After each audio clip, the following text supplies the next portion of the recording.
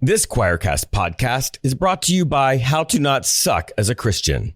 This book is a witty, no BS guide to unlearning the toxic parts of Christianity, like purity culture, apologetics, and the idea that God's love is limited to straight conservative Americans. It's sharp, it's irreverent, and it'll definitely make your fundamentalist aunt clutch her pearls.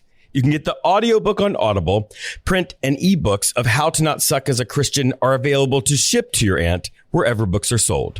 Western Christianity has spent the last 2,000 years telling everyone they're separated from God. This is Not Church with John and Nat Turney and Bethany Shea. Hello. Welcome back to the podcast. I started with an accent and I decided I didn't have to follow through. And went away. I didn't have it. I was going, hello, g'day. But my Australian quickly devolves into some nondescript UK kind of thing. You should try it for an entire episode. See how long it lasts, you know? I just think it would become very tiresome. Probably. But maybe if it's just the three of us sometime. But I could try it, you know? Like, hey, g'day, mate. Put another shrimp on the barbie. And then I found that in Australia, they don't even barbecue shrimp. What the hell is that even about? Anyways, hey, we have our very good friend who we missed in the last episode, Bethany Shea. Say hello, Bethany. Hi, guys. Good to see you. Good to be with you, always. She's out there holding it down, man, doing the thing that John and I are no longer brave enough to do. Or maybe we're just too tired to do it. Yeah, it's a lot of work, man. I love the church. I love getting a bunch of people together that are so diverse and quirky and weird and just creating spaces of belonging. It's so fun. See, somebody who can do that. All I ever gathered around me were weirdos. But not you're a weirdo. It could be. But since I've taken the time to say hello to Bethany, by the way, John, my brother, is here with me. Say hi, John. Hi, John. And we are the trio, the three amigos. We should come up with a theme song, the three amigos. Anyway, this is the podcast we have lovingly called This Is Not Church, because if it was church, you would have left by now. And John and I for two. I would say that John and I for one. John and I are one entity. Yeah, we'd be waiting for you in the parking lot with a 6-pack and some directions to the local pickleball court.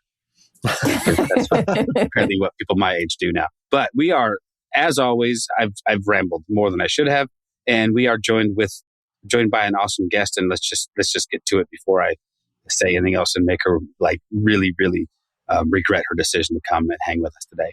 We are joined today by Christine Jeske. She is an associate professor of cultural anthropology at Wheaton College. She has a PhD from University of Wisconsin and MBA from Eastern University. She joins with others to consider how to live good and just lives in this multicultural world. She worked for a decade in microfinance, refugee settlement, community development, and education while living in Nicaragua, China, and South Africa. She currently shares an old farm named The Sanctuary with an ever-shifting combination of chickens, sheep, pig, raspberries, weeds, guests, 2 grown children, 1 wonderful husband. In The Laziness Myth, she explores what goes wrong with work and what people do about it. In Racial Justice for the Long Haul, she offers practical research on how people pursue a more just world. And that is the book we're here to talk about, although we can talk about both or whatever we like to. Welcome to the podcast. Christine, how are you today? I am so glad to be here. This is a great group of friends here. We're just a bunch of quirky weirdos. Yeah, a good time. I'm glad to join you in your quirky weirdo-ness. Yay! Well, we're glad to have you. How's the weather in Wisconsin today? It is sunny and cool, and May is the very best month of all in Wisconsin. See, I was just in Minnesota last week, and it was lovely. Because I'm in Texas, and it's already hot. So my wife and I went to Minneapolis to hang out, and it's 65, 67 degrees. It was sunny the whole time. It was beautiful. I don't know why everybody doesn't migrate north for the summer. Because for the summer, for sure. We have discussed at length, my wife and I, having a summer home and a winter home and maybe, because we don't really get seasons in our part of Texas. It gets hot. And then we have about 2 weeks on either, in between spring and summer and fall, and where it's just absolutely beautiful. And then we remember that the heat is coming. I'm from Wisconsin. I went to Texas one time with my family and we thought we would walk to a bakery. It was 8 a.m. And my daughter literally threw up when we got there. It was so hot. My friends were You don't go for walks in Texas. What are you thinking? That is the hardest thing to get used to, is waking up at 5 or 6 in the morning. It's already 90 degrees. Oh, And, gross. and my son lived in Houston for a couple of years. And so take that heat and then add about 50% more humidity on top of it. Oof. And it's just brutal. But we're here to talk about other more interesting things. So if you wouldn't mind, what we normally like to start with is just a question about your background, maybe a little bit of your faith journey. If you are comfortable sharing any of that with us, that'd be great. Just to get to know you. I grew up in a United Methodist church. So Bethany and I are in good company. Faith was a thing that was just sort of taken for granted in my family. I would say that in high school, it took a little bit of personal ownership of it. There was more sort of reading scripture on my own, thinking of myself as being a Christian. I don't think I really thought about that as a question that would be asked about me, though, until college. I remember first week of college, there was a young woman across the hall from me who said, "Are you a Christian?" And I was like, huh. I never thought to ask that question of a person. Like, it just didn't really occur to me. And I was like, yes. And we got involved in Crew, the Christian organization. That's pretty full on, Bible studies and discipleship and all that. And there were questions that I had definitely through those years. But I think I also have been just surrounded by people willing to ask a lot of good questions. And then after that, I kind of started moving overseas. And so a lot of my kind of deepening in my Christian faith has happened through Nicaragua and China and South Africa, especially. So I think when I experience the North American church, I often experience it from a place of like, oh goodness, at least this is not the only way to do church. Right. Yeah. I think I just have a little more patience because I've seen a lot of different kinds of churches. So that's kind of where I'm at. That's cool. So what was it that pushed you into this line of either scholarly work or research, whatever it was that leads you to this topic of racial justice? Yeah. It's fun to talk with you folks who think a lot about deconstruction. There's a line in here that I just was like, I just want to read this to start with. Absolutely. Which is like, if you feel yourself hanging on by only a thread of hope either for racial justice or for the church, or for this thin sliver of overlap between the two, I wrote this book with you in mind. And I think, I studied anthropology, and there's a whole backstory to how I ended up there, actually, like in my 30s after working overseas. Anthropology was a way for me to find people who were asking really deep, thoughtful questions about how the world works. And I had done research on race and racism, especially in South Africa. And I hit a point where I was like, okay, I know how to describe racism. I know what the problem is. And I'd also read a lot of books about Christians who are part of the problem. And I realized I'm trying to teach Christians how to not be a part of the problem. I teach at Wheaton College, which is Christian college. So I'm surrounded by people who identify as Christian all the time. And I teach these classes on race. And like, I kind of felt like I had two pieces of my life, which was like the anthropology piece where people were like, of course, Christians are not addressing racism. They are the problem. And then I had this Christian part of my life where it's like, of course, we're the good side. We're the ones doing it right. And I think I just was very fortunate through my life to have seen the mix of those two, that there are Christians out there who care about racism. And I wanted to study them, and in particular, the white ones, because it's easy for white people to walk away. In this country, we don't have to think about race necessarily. You can find your white enclave and kind of set aside conversations about race. And so I was like, why do people stick with it? White people, white Christians. Yeah, that's actually over the last several years. If I'm searching for a way to define privilege, that's the hallmark for me, is I have the privilege of not paying attention. I just get to walk away, and I can rail against it when I feel like it. I can sure as heck feel pretty sanctimonious about it because I don't think I've directly contributed to it. But I remember having a very long conversation with my son about this at one point when he just didn't get it. He still probably doesn't. But you're a privileged white kid. There was never any question you would go to college. There was never any question that you would find gainful employment. There was never any question that these things would be offered to you on a grander scale than many people experience. And so is that a fair assessment to say of folks like us? Or none of us, I don't think we're born with silver spoons in our mouths. None of us are fabulously wealthy. But there's a certain sort of set of problems I never had to deal with. Yeah. I think that makes a lot of sense. And I think there's even like this sort of tricky reality to deal with that depending on the circles that you're in, if you're in sort of liberal and progressive circles, you can have that privilege. And then you can almost like add to it of making yourself even better by being the person who kind of, at least just enough, cares about the injustices in the world, from a safe, comfortable distance and says the right things. And I think part of what this book is about is like, how do you actually be daring? Because if you really get in there, you're going to make mistakes. Like, it's comfortable to care about injustice from a distance and talk about it in nice ways, but actually like get involved in diverse communities where you might offend people, then suddenly it's not so beneficial to you. It actually gets hard.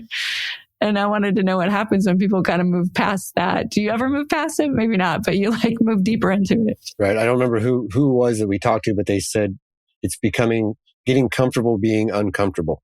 And that's a place where we strive to be. Yeah. I'm there a lot. I feel like I have to like search out the discomfort being a white person. Like my privilege allows me to stay in a state of comfortability. And like even, something that we do at our church every week is that we acknowledge the land that we're on. But even that I do really poorly. Like all of a sudden my white privilege or even just my Christianese will come in and I'll say, let us steward this land well for your glory, Lord. And instead of acknowledging the pain and that is stolen land that we are unlawfully occupying. And, our church gives a land tax to the local tribe just to put our money where our mouth is. But even then we're doing it really imperfectly. And unless we're willing to be uncomfortable in our imperfections, then it's that same thing that you're saying about progressive mentality versus conservative mentality. Conservatives might deny their privilege. That's not a thing. I don't actually have privilege. I wasn't born with wealth and prosperity. I lived in a trailer. I had a hard life. And so there's a denial, or the progressive way is like a tokenism. Like, well, this is what I do. And let me list out my things that I'm really good at. But when it comes to actually having friends of color that you're doing life with, that's when like the rubber hits the road in many ways. And it's a hard thing. And I just want to acknowledge that. Absolutely. Yeah.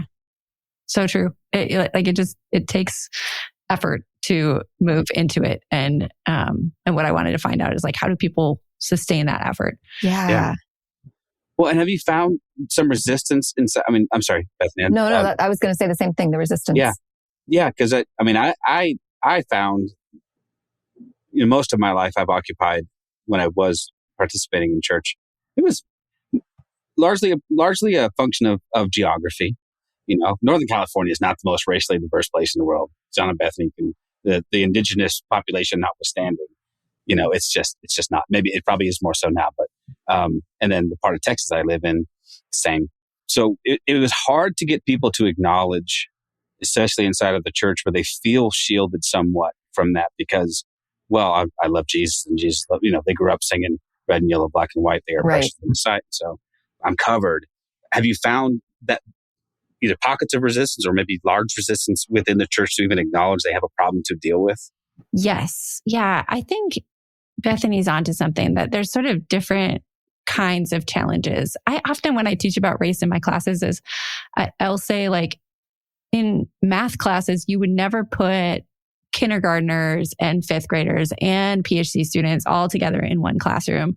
But often when we're trying to have conversations about racism, it's like that. Like people are just in really different places and kind of need to hear different messages and be challenged in different ways. Like there's the people who are like, need to be convinced that racism exists today, or that the form of racism that exists today is not against white people, which is like a new extreme version of it. Like, we're the persecuted ones, and white like, Christians for sure. Yeah. I started writing this book 5 years ago, and I feel like that was not even a thing that people said in the sort of public sphere 5 years ago. But that's more and more part of the conversation now too, is when we say there's a race problem, we have to start with like, who are the ones that it's against? Who is the racism against?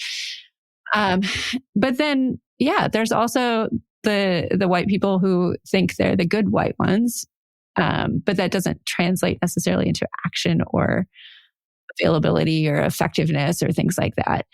Yeah. For me, like, I don't know if we want to go there, but like one way that there's sort of like a litmus test of this, I think, when it comes to Christians, how they use the word grace or forgiveness in these conversations. And I think for the more conservative, and there's a willingness or a desire to make grace and forgiveness really easy. Like, and I'm talking about the white side of it, right? Of saying, forgive me, like, why can't we get over this? Right. Forgiveness should be quick and easy, and Christians are all about forgiveness. And so like, just get over it. And then I think for the liberal side, sometimes it's like, we can never get over this. We need to sort of like torture ourselves forever and just performatively say guilt. We are so bad. And there's like white guilt that you just sort of remind yourself of every day, which is sometimes actually not productive either. Like, that's kind of painful to be around for people of color, it turns out, I think a lot of times. And so, like finding a way to, what I would say is like actually living into a theology of grace that is effective. I think there's ways for it to be effective. And this comes out of like conversations with both people of color and white people in this research. And I was not planning on researching grace. And then it just like came up over and over again in conversations. And I think it was much more central to the conversation than I expected. I went to I'm a part of a community organizing group called PICO. And I went to one of their conferences about 14 years ago. And that was the first time that I was really aware of race as a, not just as a construct, but as like of my own whiteness and my own white privilege. And I'd heard those terms thrown around here and there, but I'd never really understood what it was. And I felt like I was jumping into the deep end, and it was so abrupt in my learning that I just felt so much of that white guilt, that white sadness, the white tears, like crying on my new Black friend's shoulder. And then she's having to then hold all of that weight for myself. And then, and that was not her responsibility to do. And I kind of wish that there were like baby steps in for us white people that had no idea of what our whiteness actually represented. I don't know, it was just like a lot all at once. And I kind of see it as like a deconstruction in many ways, not just within our faith perspectives, but also within how we see ourselves and the world around us and different people of color, their experiences. I think part of white privilege is assuming that everybody's perspective is the same as ours, that we have the highest perspective in the room and everybody else is exactly the same as us. And the more that we can take those little tiny steps into the light out of the darkness without hurting ourselves along the way. Sometimes people, when it's just too much information, they'll shut down and they don't want to go forward because it's just too much pain. But those little bits of revealing, I think, is really important, especially in Christian circles. Yeah, I think there is like what you name is like you said the word feeling in there. Like there is so much emotion to learning. And I think sometimes we think it's going to somehow be just an intellectual exercise that we can just get the information and read it and add to our current information. And then we'll just know more and then we'll be better. And the journeys that I heard from people over and over again, like that deconstruction word, one way I talk about it with my students is like unlearning. We often think that we can just learn and accumulate more ideas, but we have to actively take out old ideas that don't work, remove them, unlearn them. And I think there's always pain in that because we get attached to it. It's like part of our identity that we thought we were something or we thought we knew something. And then having to admit that we're wrong, there's just always feelings that go with that. Right. Well, and I love how in your book you write about the loving the Lord your God with all your heart, soul, mind, and strength. And then you kind of equate those things with the path of learning forward, and that you do start with the heart, that you have to recognize the emotion of within yourself and others. But then you've got to get to the mind, and you've got to get to the soul, and you've got to get to the strength. And all of those paths are part of what it means to be an advocate as a white person for racial justice. That was something that I did not plan out beforehand. And I'd kind of written most of the book. And all of a sudden I was like, oh, like these 4 components have a helpful mnemonic that happens to be all over the Bible. But heart, soul, mind, and strength as a way to love God, and then a way to love your neighbor. And so, they don't necessarily all come in that order, but they all, I think, cycle around in our lives as we go deeper into a commitment to justice. It's like, you're going to feel things, but then you're going to have to say like, okay, even though I feel it, I need to stay curious and I need to know more information and ask why. And then we also need to do this sort of soul care of like, how does this relate to our beliefs about what the world means and how we relate to God or spiritual others? Yeah. And then there's strength. Like we have to do something with it, not just sort of internalize it all. Yeah. As a white woman, how did you come into this work? And then also like, what was the research like, and how were you able to do it in a way that was humble and teachable and everything? I definitely came into it knowing that I had a lot to learn. And especially in the United States, I think, because I lived in Nicaragua and China and South Africa. And so like a lot of my early adult life was trying to figure out how to be a cultural and racial outsider and in the minority. And then coming back to the United States, I realized like I could just enter back into being the majority and being a person of privilege in the United States again. But wanted to learn how to do that better. And I knew it was probably going to involve some unlearning for me too. And maybe some people saying like, no, you don't deserve to have my time for an interview. And so it was scary. And I really didn't know how to do it for a long time. I knew that I wanted to interview white people, but I was like, how do I choose them? Was it by like geographic location or the organization that they work for? Or, like create a survey that's like, are you a really good anti-racist or are you not? And ultimately I realized like, this should not be my decision. It should be the decision of people of color in their life.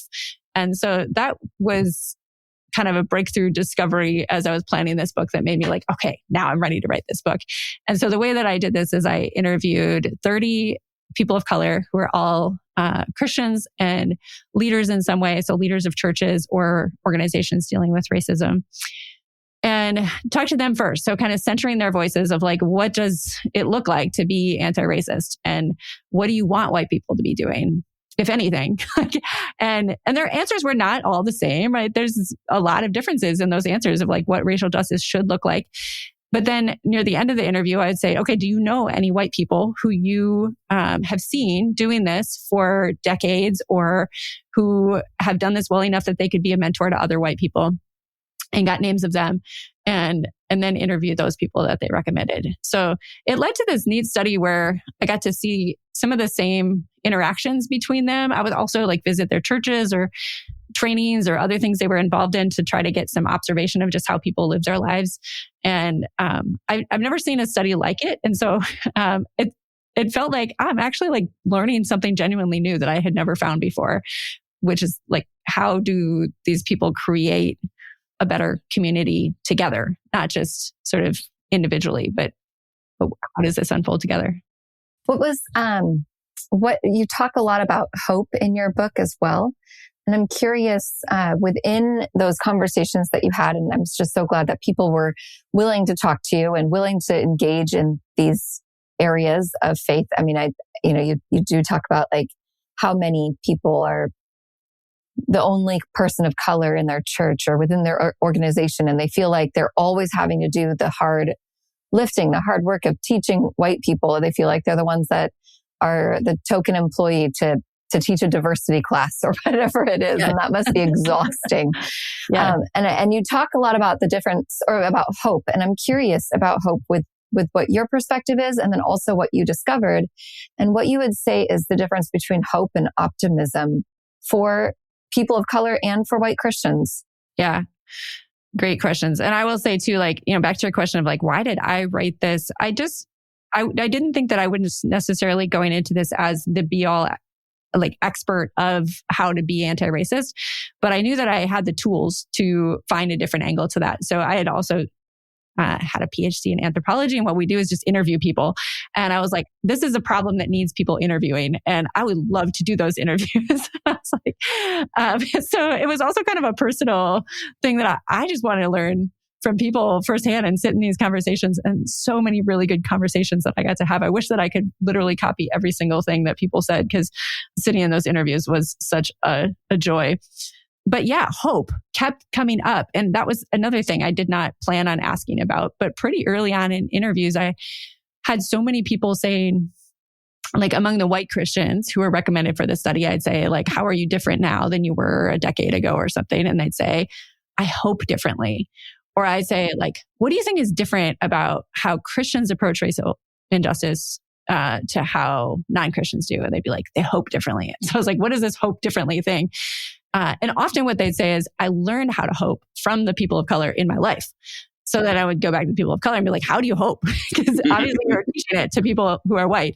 And optimism, I think, is a big key to this. So the book starts off with this big question of like, how do we dare hope? Should we even hope for this? Maybe we should just be unhopeful, because that's a viable answer in life, is to say, like, this is not getting better.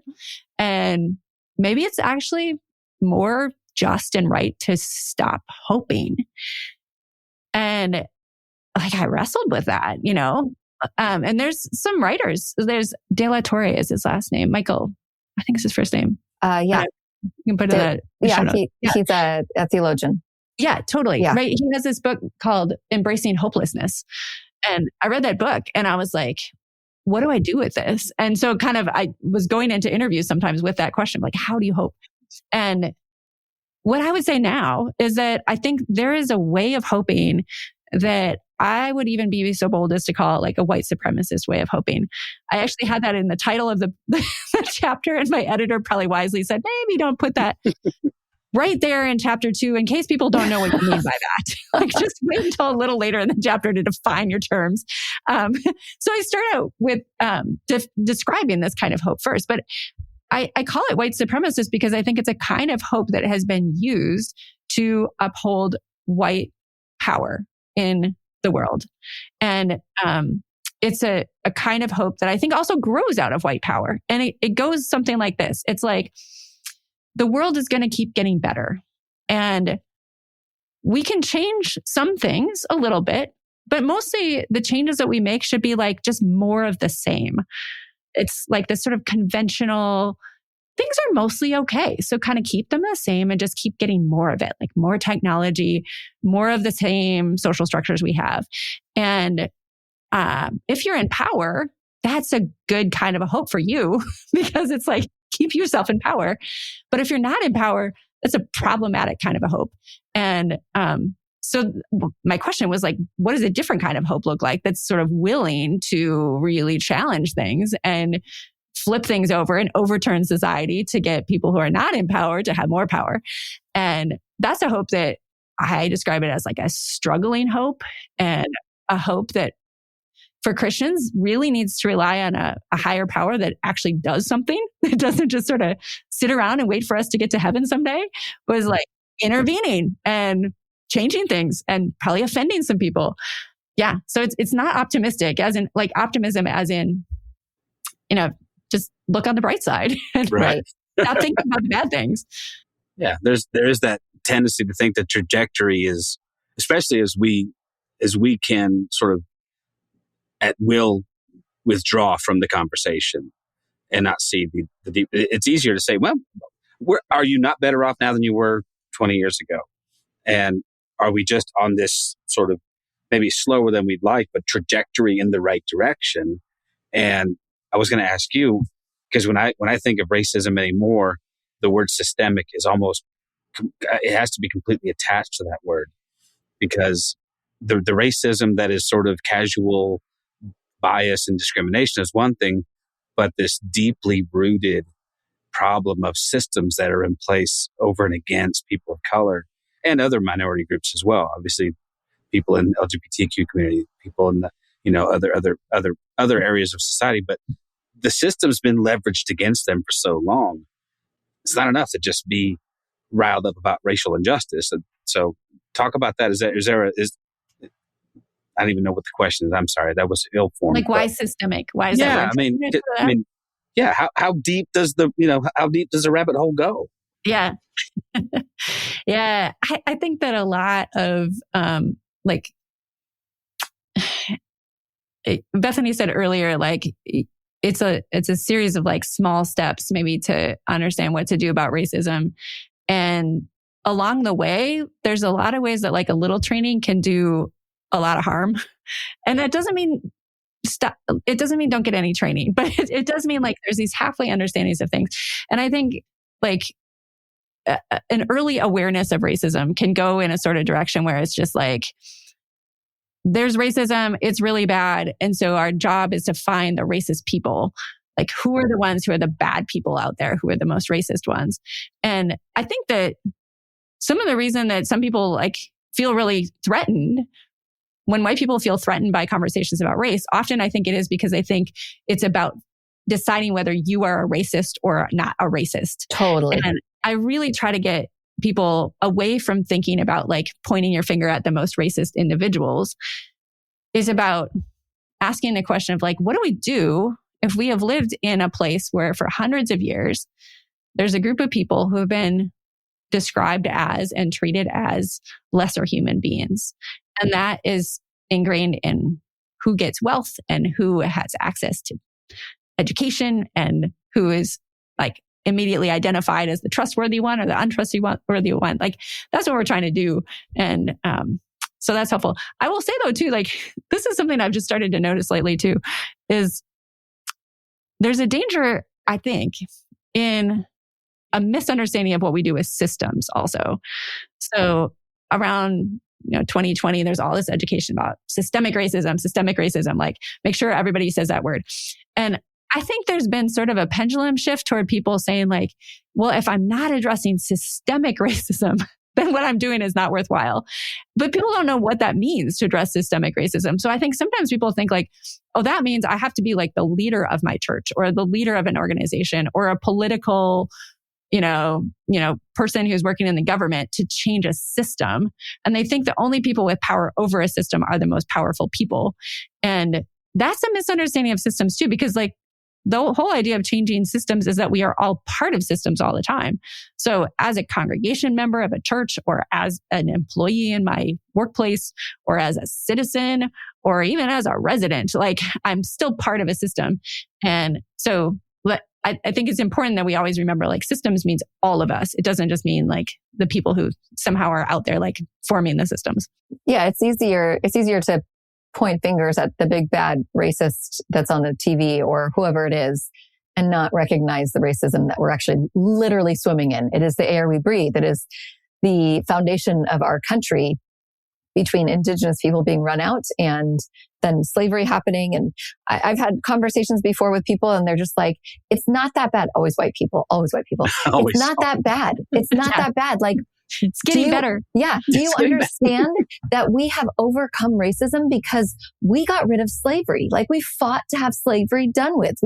We have gotten it done with. Like, we have done so much. And they have this sense that what has been accomplished is good enough. And while you were talking, I just kept thinking, like, what would it be like for some of those conversations that I've had, where it's like they can't.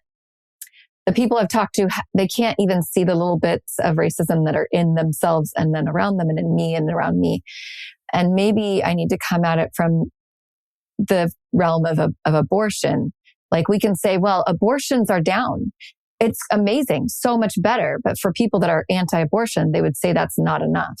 And then what does it look like to make it enough? Is it legislating it, or is it like starting to take care of people differently? So mothers have an option and people have a chance in their life. And so it's like, that's where I see the systemic racism being played in. The systems do need to change, but it has to change within our hearts as well. And to be able to see those things within us. Yeah. Yeah. I think one little way to address people's, thinking that, well, racism is not at play anymore is for white people, if you ask the question, well, what's your neighborhood like? Or what's your friend group like? And then it's not so much a judgment of like what that friend group is like, but just asking the question of like, what would your life feel like if you lived in a neighborhood where you were the only white person? Would you feel any different? And if you would, then there's probably something still happening with race. Like you can still see it and it means something to you. And what it means is probably discomfort to you. And so why is that? And like even just that mindset is part of what we talk about with systemic racism is you have that mindset. Well, and there's so much of this recently anyway, in the political sphere, it's so much fear mongering about, oh my gosh, we're losing our white majority. And it's like, well, you sort of answered your own question. When you're worried about becoming the minority, is why would that be? Why is that scary to you? Exactly. Do you suspect you might be treated differently if you weren't? And so that to me is what, and I think the church to some degree has some culpability there, because they've cultivated these areas of, I don't think, and let me say this, I don't think it's intentional. I think it's easy. I think we do tend to gravitate toward it. I spent most of my life in church trying desperately to widen our appeal and go, hey, why are we such a white church? Why do we have an entirely white staff? Why is there, all of our music? Anyway, I did find it was difficult, but when we made efforts to make inroads into different communities, it was amazing. People showed up. Representation in that sphere matters. So maybe that's a system that people could get their heads around what that means. What does your church system look like? Who's employed by your church? Are you actively trying to have a more diverse church, a more diverse congregation? And I think a lot of folks, they just get comfortable in their spaces. Go back to what John said, talking about getting uncomfortable. John and I went to a conference years ago. Remember the conference in Vegas, John? First of all, great choice to have a church conference in Vegas. We're at a mega church outside of Vegas. I don't remember. It doesn't matter the town. There were a sea of white faces, all church. It was a church planting organization. The very first speaker was the only speaker of color the entire weekend. And the only one worth listening to, by the way. And he was a retired NFL player, and he was really, really smart. And he is the one sort of gave me that definition of white privilege. And he talked about it in your church and sort of pointed the finger outwards and said, hey, look around you. We're sitting in a sea of it right now. And it was silent as the tomb when he was done. And then I think people just sort of went on their way, And was that your experience, John? Did you sort of have that same kind of like... Yeah, it was a wake-up call to me at the time. It was great. I loved it. How to look at the situation differently. How to look from my perspective of privilege, but then what can I use my privilege for?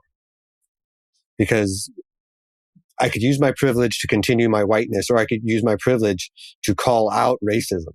I have a couple of choices here, and that's what I took away from it. Yeah, one of the ways I think about that sometimes is anthropologists love to talk about gift giving. It's kind of like this thing that has been written about since like the 1920s, and it just keeps coming up over and over again. But I find it a really helpful framework for thinking about a lot of economic things. But one of them is actually like why we should care about racism. Like, and I mean it as white people, like where you have something to lose.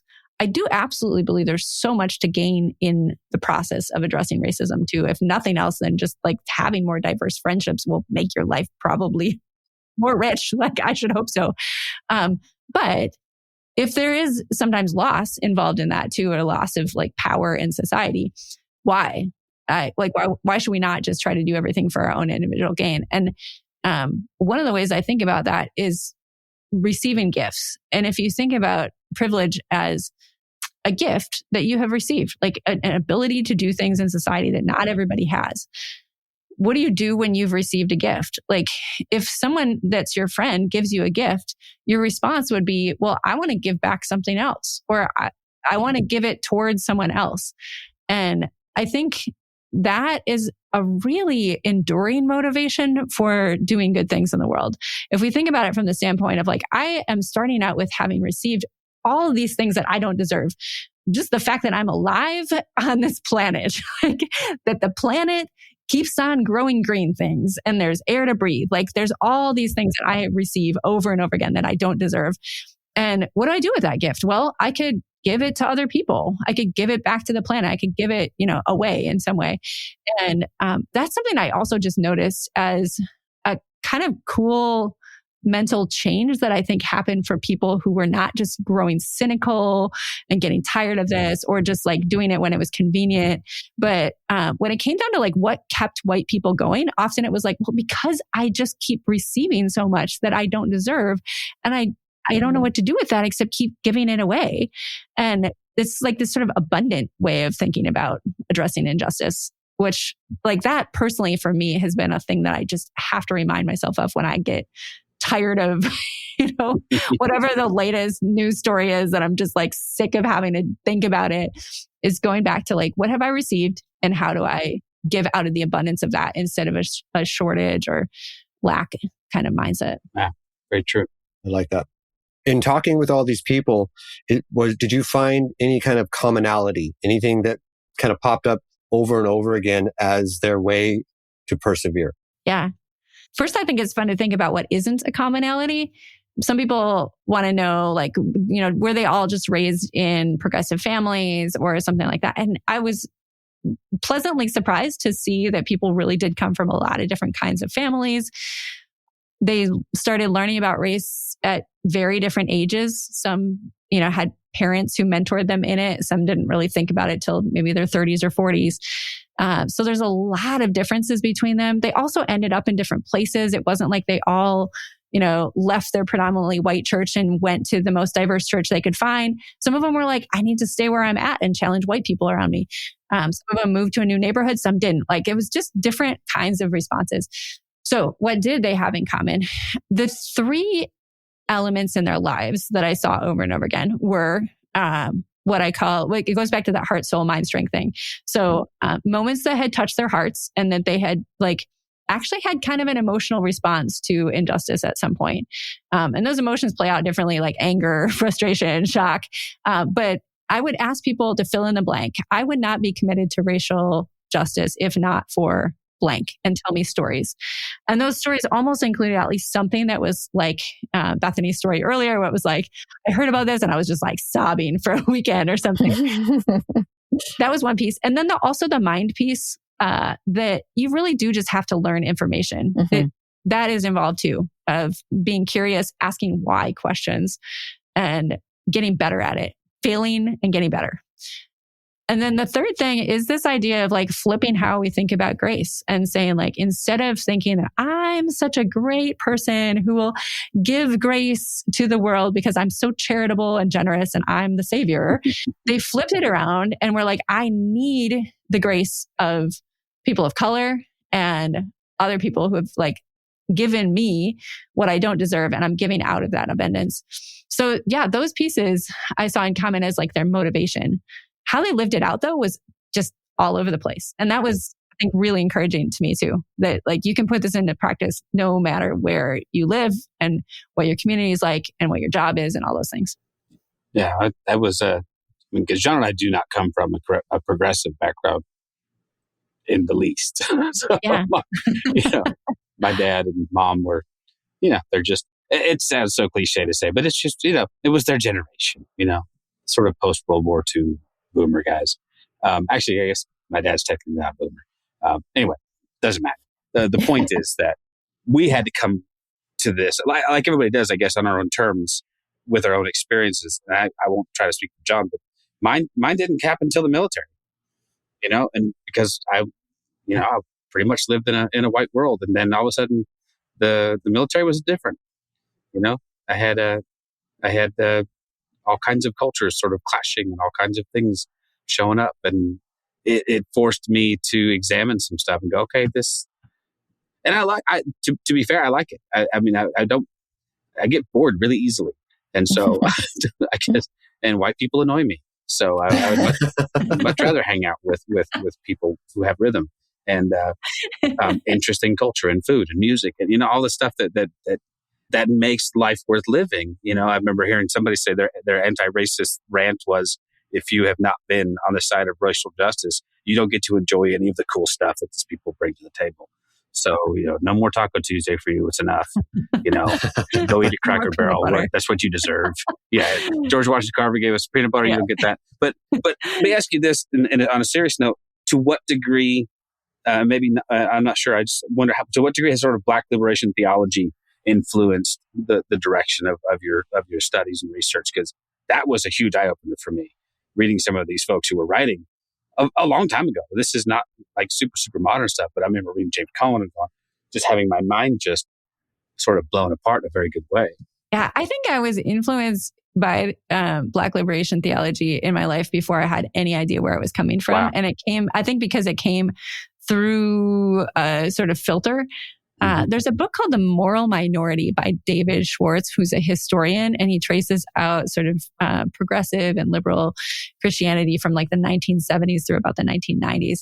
Anyway, I read that book and I was like, oh my goodness, this is like my family tree of Christianity in a certain way. So I think my personal influences in my 20s and 30s were a lot of like Mennonite influence and like MLK, trying to think who else in that season were sort of like early eye openers for me. But yeah, when I read The Cross and the Lynching Tree, like I think a lot of people built it up as like, this is going to blow your mind. And I read it and I was just like, oh, this is sort of beautifully saying all the things that I've seen people living out.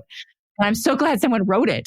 It turned out it was written for the people who had probably been mentoring me along the way. But for sure, yeah, I think there's so much helpful.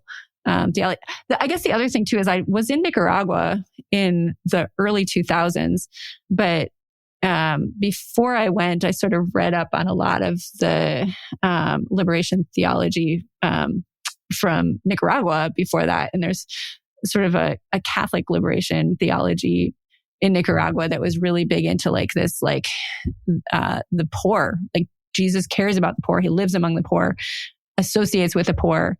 And so for me, like poverty was probably my entree into like understanding that God is a liberator God who like cares deeply about the poor. I sometimes summarize my year in Nicaragua as trying to figure out what Jesus meant when he said, "Blessed are you who are poor." Yeah. What could that possibly mean? And it wasn't until later in life that I was like, oh, there's theologians who think about that too. Well, and trying to divorce that from all the apologetics that I was taught over the years that tried to couch it in more poor in spirit meant humility. Yeah. So blessed are the poor in spirit. They make sure and emphasize that part. And, when Jesus says, you'll always have the poor with you. And, it was very, very uncomfortable to talk about the wealth divide along racial lines. But that's one thing that I'm leaning more, and I'm reading more. Sort of, I feel like we're in sort of like end stage capitalism at this point, and I feel like that might be one of the final sort of dominoes that needs to fall, because I feel like it's just wholly unjust. What we're seeing is the absurd conclusion of it, as we've allowed a tiny amount of people to amass. I had a guy that I listened to online who no longer talks about money as money. He calls it security, because that's what it is. And he's like, and we let these people amass all of this security and take it from others, and capitalism lifts those people up as paragons of virtue because they're living the capitalist dream. Meanwhile, the divide grows between the haves and the have-nots, and they still to this day seem to divide pretty cleanly along racial lines. I don't know what the other systemic injustice thing that really annoys me, and we can go back to the poverty issue, but is how we fund schools in this. Because we all know that education and access to education is probably it is the key ticket out of poverty for most folks. And yet we still continue to fund our public schools based on property taxes. And all you have to do is drive around. There are some Illinois is no different. Wisconsin's no different, but I drive around Texas a lot. There are some very small counties in Texas that have a ton of money, and it shows in their schools, because all of a sudden you're driving past what you think is a college campus, and it's a freaking high school, and you go, oh, but you can drive 30 miles in the direction to find buildings that probably should be torn down and rebuilt. But the tax base is they're so disparate. So I don't know. There's that to me is one of those systemic issues that needs to be broached somehow in this. I don't know. How's that for a non-question? That's a lot of things. Yeah. I find it interesting to hear you say like late stage capitalism, and in a way that predicts that there's some kind of breaking point after it. Cause I just don't know. Like, yeah, I don't either. I teach social theory. And so we always are covering Marx. And I think a lot of people are dismissive of Marx because they're like, well, he didn't predict the future at all. Look, communism didn't happen and it didn't work when it did happen, right? And so fine, he didn't predict the future very well, but but he did predict some of this, though. Inequality, and that inequality continues to this day, and it just keeps getting wider. And I think that is a problem that AI is not likely it's just going to exacerbate. It is going to exacerbate it. Exacerbate. Yeah. That's the word. And so, like, I don't know what the end is. I just feel less able than ever to predict what the next form of society will look like. But if it continues where it's going, we need to learn how to live with extreme inequality. And that's something that my earlier research in South Africa was dealing with, is like, how do you try to find the good life when there's really, really high unemployment and really, really high inequality and entrenched racism? Like they've got those three things going. And to me, like, I'm going back to South Africa actually for a Fulbright award next year, which is exciting. Wow. But I'm just there to teach. But part of my curiosity every time I'm there is like, how do people live with extreme inequality? Because I think they are like a step ahead of where probably the rest of the world heads with extreme inequality. I mean, what do you mean by that? Like a step ahead? Like their inequality is higher than the United States, and our inequality is getting wealth higher. Gap is the wealth gap is so high. Yeah, but I look at like you said, education system is one of those big drivers of that inequality, and I think another one is healthcare. Oh man, no joke. You know, like we could talk all day, right, about how broken health insurance is, and how it's not just about healthcare. Like it drives how we get jobs. That we can't have part-time jobs because we have to get health insurance, and so much of society is like warped by many things. But those two broken systems are right in the center of a lot of things. And man, I always tell my students, somebody in this room, please be a part of solving these problems, because I don't have the time in my life to fix them, but I pray somebody will. Yeah. But it's as John and I face down, you know, we're both in our 50s, and in your 20s, you don't give a okay, you know, you're immortal, you can live forever. But we both have had issues with our kids two of our kids have had significant health issues, and one bankrupted my 19-year-old daughter because she had the temerity to get sick and not have insurance. And it's taken her better part of a decade to climb out from under that medical debt and all the stuff and sadly, I think that's what it takes. Go ahead, John. I was just saying on my end, the privilege shows, because I have a great job with great insurance, and my son, we joke that he's the $1 million kid, but I didn't pay $1 million. I had the insurance. Yeah. So I had the privilege to have that job that got me the insurance that enabled us to seek out the best neurosurgeon in the area, as opposed to whoever they were going to put us with. Yeah. And it's those things that are literally the difference between life and death and life expectancy. Well, you can talk about, I'm sure you've looked into this some as well, but the healthcare system for people of color is that much worse. There are startling, terrible statistics about Black women, especially, being misdiagnosed and not being heard when they go to a doctor with a certain complaint. If it's especially if it's pain related, these weird mythologies still persist. it's just very strange. And I don't know how we're at this place where we're still one of the wealthiest nations in the world and we don't have basic access to healthcare, my prediction is not good, but in the next 10 to 15 years, AI is going to take over and we're going to lose chunks of jobs that we're just not going to need people for anymore. And then what do we do? Now we're really going to have to talk about things like UBI. We're really going to have to talk about things like free access to healthcare and how do we support people when the jobs that they relied on. I mean, we had to get past the Industrial Revolution and, my dad worked, mostly blue collar jobs his whole life and managed to make a living and work for his parents and their parents. And it's not going to work for my kids. Not without a stellar education or, something changing. But yeah, it's tough. I think like so much really does depend on the decisions that are going to be made by people in power about how to distribute that power. And that's been the case for a very long time. Like in the 1950s, Rostow, I don't know if you've ever heard of like Rostow's theory of development, which was like he thought that everybody was just going to modernize and sort of walk through these stages of development. And then like his highest, he predicted that society would all move toward the highest stage, which was the age of mass consumption. Like everybody could just buy whatever they wanted. And, he just predicted that would happen. And with that, he actually thought like, well, we won't work very much. We'll just like, there'll be sort of welfare for everything that we need and we'll work fewer hours. And we have not made that happen. No, not for most of us anyway. Yeah, but you could make a case looking at where we were at in the 1950s that we probably could have made it happen if we had designed it to happen. Well, we didn't design that. And I think like people will look back at our time period right now and say, we probably could have made something really good happen. And did we do that or not? And I don't know. But I think like some of it does come down to like, you don't know whose life you're going to influence either. And that's part of why I love the job that I have of getting to teach young college students who are going to go into all different fields. And you never know when you're influencing this one who might like make some policy decision that is hard to make at the time, but it makes a real difference in that sphere. And so yeah, it's part of why we have these conversations.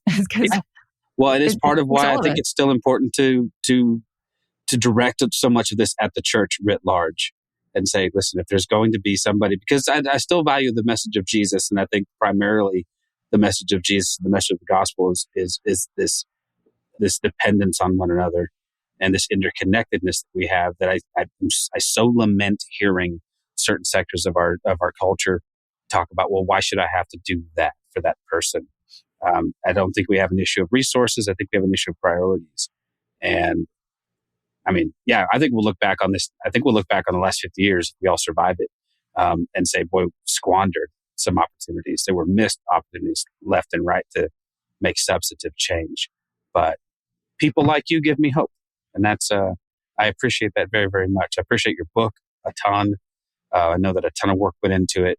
Sounds like a real work of joy though as well. So that's cool. Yeah, it is. And this is a heavy conversation, but I promise like reading it there's a lot of joy in it too. And I love your writing style. Yeah. There's discomfort in there, it's designed to sort of, include a lot of beauty along with the hard messages and a lot of self-reflection too. For sure. Yeah. I want everybody to read it with people and actually answer the questions in the back of the book that are kind of like, how's this fit with your story? And so I hope people will do that. Amazing. Well, I tell you what, we have so enjoyed it. I'll not to speak for the other two. I'll give them the chance to have their parting shots. But for me, thank you so much. I just enjoyed the heck out of it. Really look forward to finishing. I've read about half your book. I'm going to finish the rest of it this week. And just so thankful that there are people like you who are still giving us things to be hopeful about. So, John, Bethany, parting shots. Just thank you very much for taking the time. It's an amazing conversation with us. It's been really eye-opening, amazing conversation. Thank you. Yeah, Christine, I just want to say I want to affirm anybody who's still listening that doing this work of racial justice and recognizing what your whiteness represents as Christian people is really brave and risky work that is always worth it. And so what you've written in this book allows people to step into this field with a sense of curiosity and wonder. And so if people do read this, and I hope they do, I hope they come in with an open perspective and no fists up, more like arms out, ready to receive. So thank you for putting this together for us and for being here with us today. Yeah. And I tell people again, kind of what I said at the start, like if you are one of those people who really cares about these crazy bedfellows of Christianity and racial justice, I hope is a way to just know you're not alone and there's hope out there. So I feel not alone tonight and appreciate you guys being here for this conversation. Thank you for listening to This Is Not Church. Be sure to rate and review the podcast on your platform of choice. If you would like to partner with us, visit patreon.com/thisisnotchurch, where you will receive exclusive content such as early access to episodes, videos of upcoming episodes, and live Q&A sessions. Be sure to check out our Facebook group or follow us on Twitter and Instagram. All the links are in the show notes. We'll be back soon with another episode.